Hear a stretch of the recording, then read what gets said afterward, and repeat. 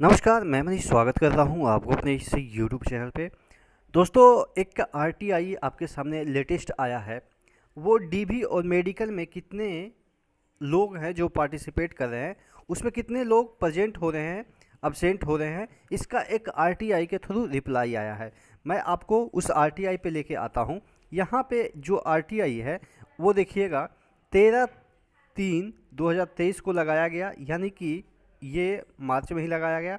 और इसका जो एक्शन लिया गया इस पे वो 25/3/2023 को इस पे एक्शन लिया गया, यानी कि इसका रिप्लाई आया। ये जो अगर जोन की हम बात करें तो साउथ वेस्टर्न रेलवे है। अब देखिए जितने भी जोन हैं उस इससे पहले कि वीडियो शुरू हो मैं आपको बता दूं कि टेक्स्ट बुक का मार्च डबल धमाका ऑफर चल रहा है, जिसके तहत आप 28 से 29 मार्च के बीच अगर टेक्स्ट बुक का पास खरीदते हैं तो जो आपको 1 साल के लिए पास मिल रही थी उसी पैसे में आपको 2 साल के लिए पास मिल जाएगी। यानी कि इतना बड़ा धमाका और कभी शायद ना हो, तो इसलिए आपको जल्दी से इस ऑफ़र को ग्रैब करनी है। और सबसे बड़ी चीज़ ये है कि कुछ लकी विजेता जो हैं उनको सौरभ गांगुली के साथ मिलने का मौका मिलेगा। और यहाँ पे 251 जो दे रखा है रेट, उसमें भी आपको 10% का डिस्काउंट मिल जाता है अगर आप ER Manish coupon code use करते हैं। आपको पता है कि कोई भी एग्ज़ाम हो इंडिया का, तमाम जितने भी एग्ज़ाम हो, एसएससी, रेलवे, बैंकिंग, कम्पिटिटिव जितने भी एग्ज़ाम आते हैं सभी का आप मॉक टेस्ट लगा सकते हैं मात्र 251 माइनस 10%, यानी कि ER Manish coupon code use कीजिएगा तो उसमें जितने भी आप एग्ज़ाम देंगे 2 साल तक धड़ल्ले से कितना भी आप मॉक टेस्ट लगा सकते हैं। नीचे डिस्क्रिप्शन बॉक्स में भी लिंक दिया हुआ है और कमेंट बॉक्स में भी पिन कर दिया गया है, तो वहाँ से जाकर जल्दी से इस ऑफ़र का लाभ उठाइए। उसमें इसी के आसपास होंगे, क्योंकि हर एक जोन का लगभग ऊपर नीचे 1% 2% डेटा रहता है, लेकिन लगभग वही रहता है कि जो भी डेटा रहता है वो लगभग सबका समान ही होता है।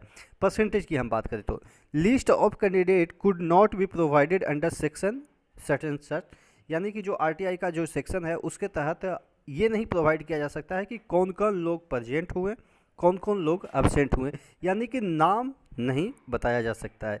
लेकिन यहाँ पे एक फिगर बताया गया है, the percentage of attendance is 98.32। और ये जो परसेंटेज ऑफ अटेंडेंस है वो आपके जो UR कैटेगरी हो, SC ST कैटेगरी हो, उसके बारे में डिटेल में यहाँ पे दिया गया है। डीबी और मेडिकल के लिए है, आपको मैं बता रहा हूँ। यहाँ पे the category wise present and absent is as under. Category wise जो प्रेजेंट हुए यहाँ पे देखिए, प्रेजेंट का है UR में 2613, SC में 955, ST में 478, OBC में 1597, EWS में 692 और यहाँ पे एक्स सर्विसमैन में 05 और PWBD 116 और CCA 525। टोटल 6981 जो लोग हैं वो डीबी मेडिकल में प्रेजेंट हुए। एब्सेंट की बात करें तो कम्युनिटी वाइज उसी तरीके से कॉरस्पॉन्डिंग देख लीजिएगा। UR में 49 एब्सेंट हुए, SC में 12 एब्सेंट हुए, ST में 11 एब्सेंट हुए, OBC में 11 एब्सेंट हुए। उसी तरीके से एक्स सर्विसमैन में 1 एब्सेंट हुए और PW में 16 एब्सेंट हुए, CCA में 9 एब्सेंट हुए। टोटल 119 एब्सेंट हुए। तो ये जो चीज़ें शो करती है कि 98.32% डेटा यानी कि डीबी मेडिकल में प्रेजेंट हो रहे हैं, तो इसका मतलब ये होता है कि लोगों में ये तो है कि वो कोई भी जॉब छोड़ना नहीं चाहते हैं, चाहे तो वो ग्रुप डी ही क्यों ना हो। डीबी में ज़्यादा प्रेजेंट होने का ये भी तात्पर्य निकाला जा सकता है कि ये लास्ट स्टेज है, 1 दिन का स्टेज है, 1 दिन या 2 दिन का स्टेज है। आप कह सकते हैं कि जहाँ पे मेडिकल होगा 1 दिन वहाँ पे लगेगा और 1 दिन डीबी में आपको लगेगा। तो इस तरीके से देखें कि ये कोई बड़ा प्रोसेस होता नहीं है जिसकी वजह से लोग चाहते हुए ना चाहते हुए भी प्रेजेंट हो जाते हैं। सोचते हैं कि जो दूसरा नौकरी लगा हुआ है, जो भी दूसरा नौकरी लगा हुआ है, कहीं उसमें कोई दिक्कत ना हो जाए तो कम से कम डीबी मेडिकल कराया रहेगा तो पैनल में नाम आता रहेगा, हम उसको स्किप करता रहेंगे। तो ये भी रीज़न है कि जिसकी वजह से यहाँ पे अटेंडेंस ज़्यादा होता है। ठीक है, तो बात समझ में आई। दूसरे नौकरी होने के बावजूद भी लोग यहाँ पे जाते हैं प्रेजेंट होने, ताकि बाद में ये डिसीजन ले पाएँ कि छोड़े कि ना छोड़े।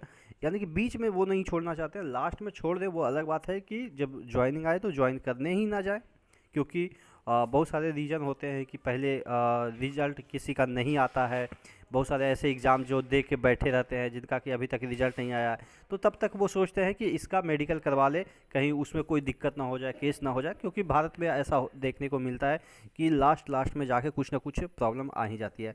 तो ये चीज़ें हैं।